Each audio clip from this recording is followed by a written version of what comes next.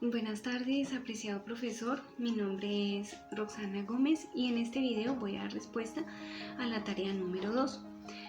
Todo lo esencial para la supervivencia le da cabida al deporte. Pareciera que muchas prácticas que vemos hoy tienen su origen en el ejercicio de destrezas físicas y psicológicas que actúan en favor de esa supervivencia. Podemos ver el lanzamiento de jabalina, de flechas, salto de altura, luchas cuerpo a cuerpo, la carrera, el patinaje, deportes acuáticos que hacen referencia a esa teoría. Y aún podemos ver que la naturaleza, los animales nos enseñan que el juego en sí es anterior a la cultura y a la civilización antes de su aparición.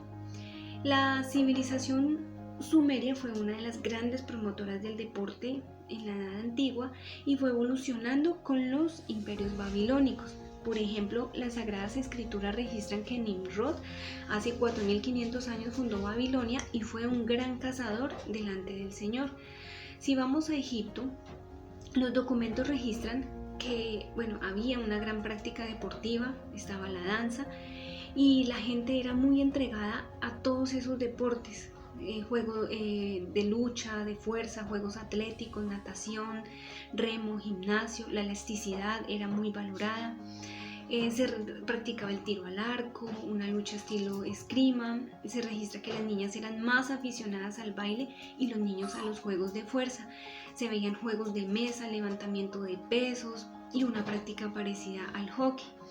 Si vamos a Grecia, los ejercicios físicos allí ya eran considerados sagrados porque había una conexión entre el alma y el cuerpo. El más característico era la carrera a caballos y esa buena práctica hacía que tuviesen éxito en sus carreras, en sus batallas. Y allí también se veía la lucha, la carrera a pie. Y allí en todos estos material bibliográfico encontraba que el deporte surge en una sociedad esclavista griega, institucionalizada como Juegos Olímpicos Antiguos, iniciados en el 884 a.C. o hacia el 776 a.C. Y el objetivo era comparar esos esfuerzos individuales para destacar la victoria de un campeón.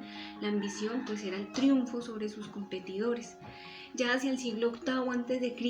se empezaba a formar la sociedad, el estado esclavista en Atenas y en el 462 a.C. fue establecida la democracia esclavista. Luego entre el siglo VIII y VI a.C.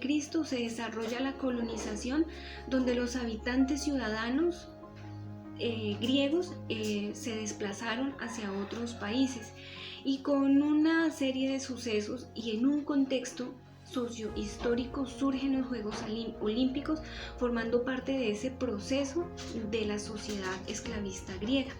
Entonces ya la actividad física pasa de ser un estilo de supervivencia a una actividad recreativa que ocupa horas libres después del trabajo.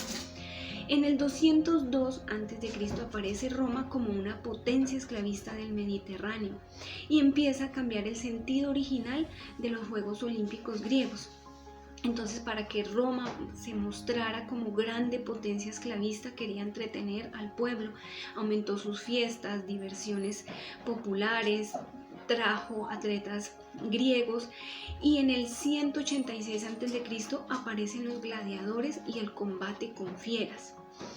Y a medida, después del tiempo que Roma empieza a tener su decadencia, va desapareciendo la sociedad esclavista y empieza a surgir el feudalismo donde el deporte ya no tiene cabida. Entonces los juegos se eliminan en el 393 después de Cristo y el imperio cae en el 476 después de Cristo.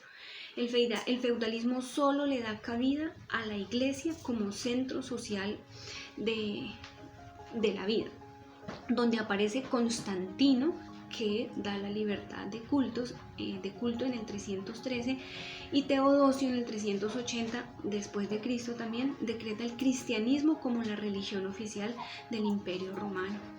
Si vemos Esparta convirtió en esclavos a los primitivos de Grecia, haciendo que todo ciudadano libre debía ser un soldado entrenado desde niño. Esto era una educación obligada, colectiva y pública destinada para los hijos de los espartanos. Las disciplinas eran atletismo, lanzamiento de disco, jabalina, esgrima, lucha, música, danza, los rudimentos de la lectura y la escritura.